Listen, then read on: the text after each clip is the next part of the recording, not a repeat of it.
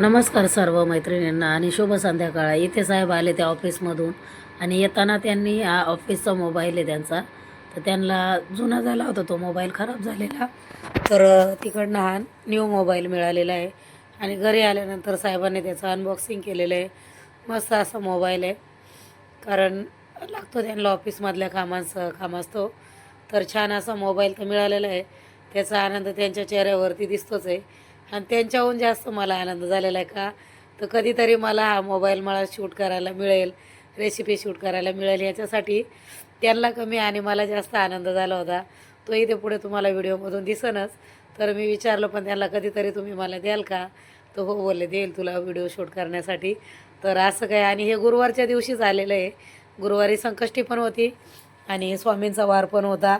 तर मस्त असं गुरुवारच्या दिवशी आमच्याकडे हे गिफ्ट आलेले आहे. गिफ्ट नाही म्हणू शकत याला, ऑफिसमधून दिला गेलेला आहे त्यांना, काम असतो.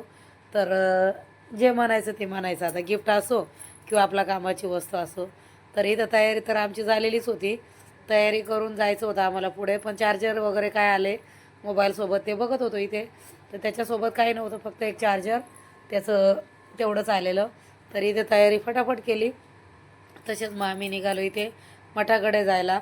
तर मठात जाताना माझ्या वहिनीला पण सोबत पिकअप करायचं होतं, तर तिला पण घेऊन आम्ही ट्रिपल सीट गेलो. मस्त इथं स्वामींच्या मठात आलो गुरुवारी आणि छान वाटतं. तसे दर गुरुवारी यायला पॉसिबल होत नाही, पण कधीतरी साहेबांना वेळ असला की मग घेऊन जातात मला. आणि आज आम्हाला भाऊजाईला पण घेऊन जायचं होतं छोट्या, तिला पण घेऊन आलो. छान वाटतं इथे मठात आल्यानंतर.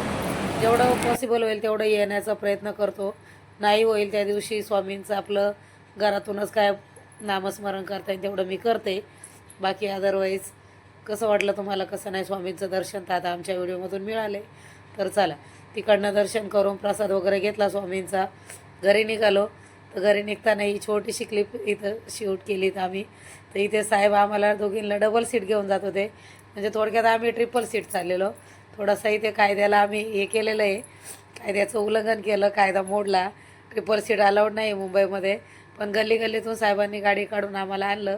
तर इथे काकांना आम्ही फालुदा आणायला सांगायला विसरलो. तर येताना इकडे फालुद्याची गाडी होती, ते फालुदा घेऊन घरी आलो. घरी आल्यानंतर 11 वाजले तरी काकाचं आणि माईचं काम चालूच होतं. तो उपास सोडायचा होता, माझी पण चतुर्थीचा उपास होता. स्वयंपाक तर केलेला हिने, पण तरी पण काकी बोलली आता जावई आले, मुलगी आली, तर चला गरम गरम भजी होऊन जाऊ द्या. मग मी बटाटे कट करून दिले, वहिनीने मस्त पीठ खालवलं. वहिनी नाही, माझ्यापेक्षा लहान आहे, आधी तिचं आहे, पण आमच्या दोघींची जोडी छान जमते. किचनमध्ये असल्यानंतर आम्ही दोघीच जेवण करतो. मस्त भजे बनवले, डाळ भात, तिने कांदा टोमॅटो चटणी केलेली, भाकरी पण केल्या होत्या. छान असं सगळ्यांनी मिळून आम्ही 6 जणं होतो जेवायला. 6 जणं नाही, 5 जणांनी मिळून जेवण केलं. छान असं ती गप्पा सांगत होती दिवसभर तिच्यासोबत काय घडलं आहे ते, आणि मस्त वाटतं हिच्यासोबत गेल्यानंतर. आम्ही गेल्यानंतर असं एन्जॉय चालूच असतो. नंतर मग जेवण केल्यानंतर फालुदा एन्जॉय केला.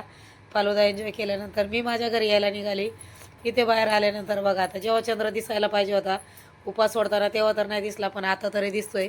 तर बोला आता चला, जाताना दिसला तर तुम्हाला पण मी दाखवला. जेवायला तसं आम्हाला 11 वाजलेच होते. आणि इथे बघा, काकाच्या घराच्या शेजारीच एअरपोर्ट असल्याकारणाने विमानं जाताना दिसतातच आहे.